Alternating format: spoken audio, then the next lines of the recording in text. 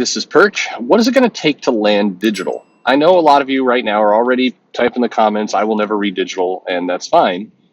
Different consumers have different habits, different ways people like to read, and no one is forcing anyone to go to a platform. But in order for comics to be healthy, this is my premise, digital has to be a factor in it. Why? Because it's a distribution channel, it's a marketing channel, it's a way for people to get eyes on things. If you do not have a digital play right now, you are limiting the audience that's seeing your book. If you have a digital strategy that's dumb, that doesn't actually make any progress or get viewers, then you're also limiting your audience. And for whatever reason, in the U.S., I think it's falling between this uncanny valley trap of there's not enough dollars in comics in general to really invest R&D and innovation dollars into digital as a format. And then also you have the perspective of people. I mean, keep in mind that publishers are hearing you, whether they acknowledge it or not. They do see that there's a fairly big audience that is very resistant to digital, that they do not want it. They say they won't read it. They're quote unquote traditionalists. I think several of the publishers, I'm going to be exaggerating here a little bit, but kind of hate you for that. I think in many cases, one thing that the big companies dislike is when their consumers are steering the roadmap more than they are. Now, the reality is any successful company, the consumers are steering the roadmap in many cases as much as the company is. You deliver some things the consumer aren't thinking about, and the consumers also tell you where you're going to go. And those two things coming in combination generally means a healthy, positive business. But in this case, I think there's a decent amount of people in charge who are very frustrated by this idea that the fans, their customers, are constantly telling them what to do or what they won't do. I've heard firsthand from some people at Marvel who are like, I wish that people would just get over it and take what we're giving them. And it's like, I mean, okay, sure. Look, you can't even fault them for that. We'd all want that, right? I wish that the world just gave me whatever I want as well. That would make my life much, much easier. But it's not realistic. I mean, you can't even get that mad about it. It's just not realistic.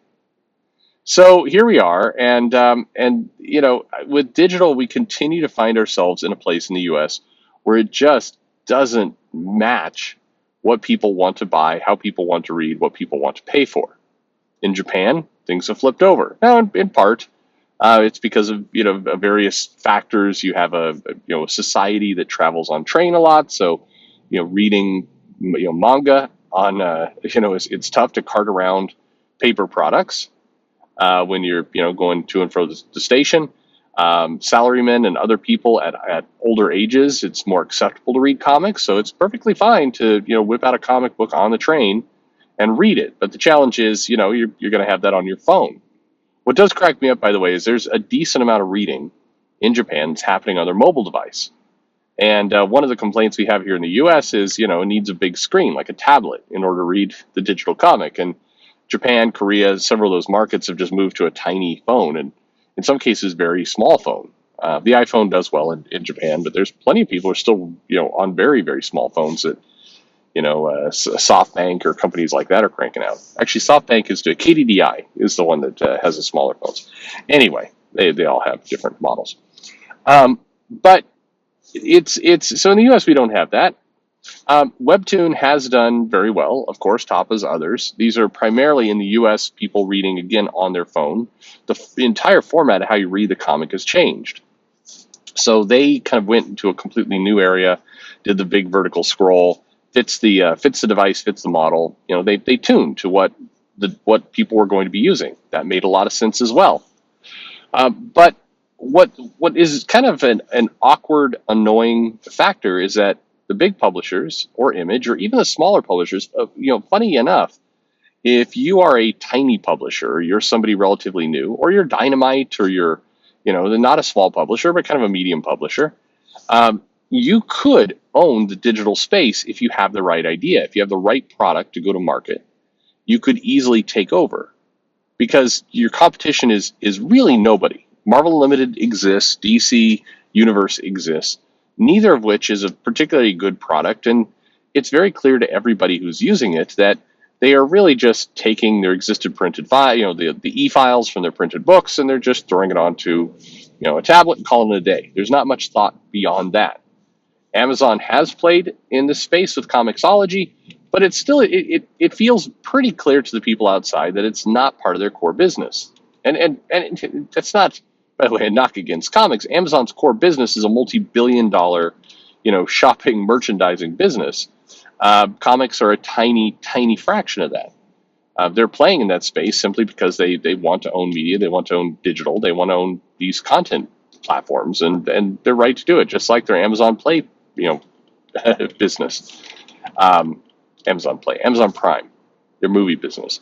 It's funny because there's been a lot of talk lately. I've seen a lot of articles about Amazon Prime, what does it need to do, and why is it failing so bad, and is Amazon going to continue it, and making big bets on Lord of the Rings.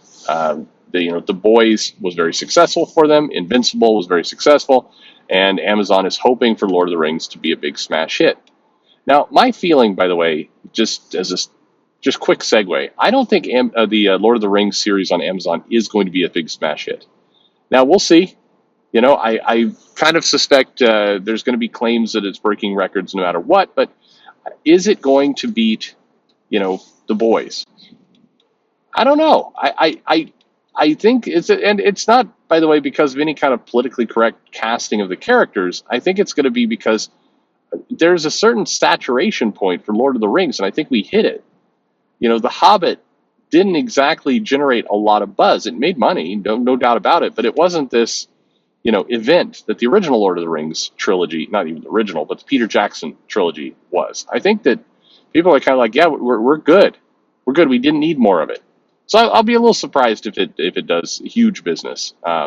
There's a lot of people right now saying that it's going to, it's Amazon is banking kind of the future of the platform on it. I will see. But the fallacy in those articles, I mean, the joke about it is Amazon, this is R&D spending, for lack of a better word. It's not even remotely close to spend of money that they particularly care about.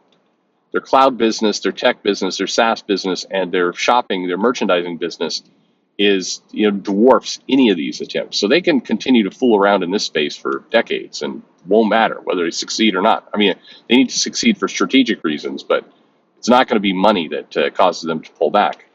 And so, you can argue the same thing will probably happen with comics, just at a much lesser scale.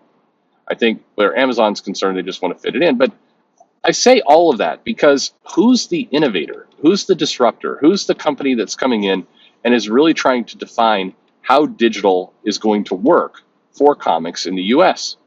It's worth exploring. It's worth somebody figuring it out because in other regions, it is making a healthy amount of money. I think the digital platform over in Japan is making more money from subscription at this point than most US comic publishers. Just the digital platform, not counting the trades, not counting the licensing, not counting just the digital platform alone is doing extremely well. So, it's worth figuring out because there's a decent amount of money there. Yes, the market is different. Yes, the people are different. Yes, the reading habits are different. But, somebody has to do it. So what is it, again, and back to my kind of original question, what is it going to take to figure that out? Well, I think it's going to take a few things. It's going to take somebody inventive. It's going to take somebody who's willing to kind of figure out how do people, they have to do this interesting trick where they really need to understand how people like to read and consume comics. How do you like to, absorb them?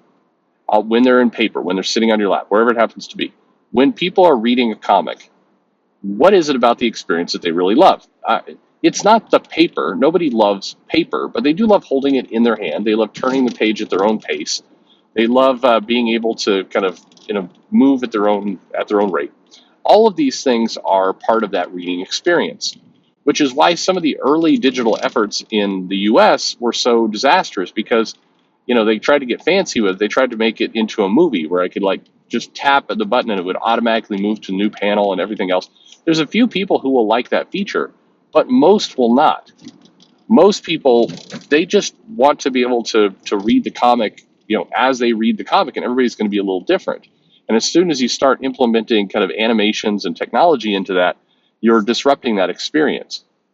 So, it's going to take somebody who can do that. And then it's going to have to take somebody who is going to be willing to ignore any kind of traditional logic that goes on in comics. Any of that, it has to be done this way, it has to be delivered this way. I think one of the things that they're going to need to crack for digital is the speed at which things go out. So I have this basic premise that a month gap, and sometimes more, between comics on a digital platform, it's too long. And even perhaps the comics being released once a week is too long. You notice that Marvel Unlimited did try and do some experiments where like comics were released once a day, or they're released in different increments. And the idea is that you've got something new every single day when you come to the platform. That's smart. That's what it's gonna take.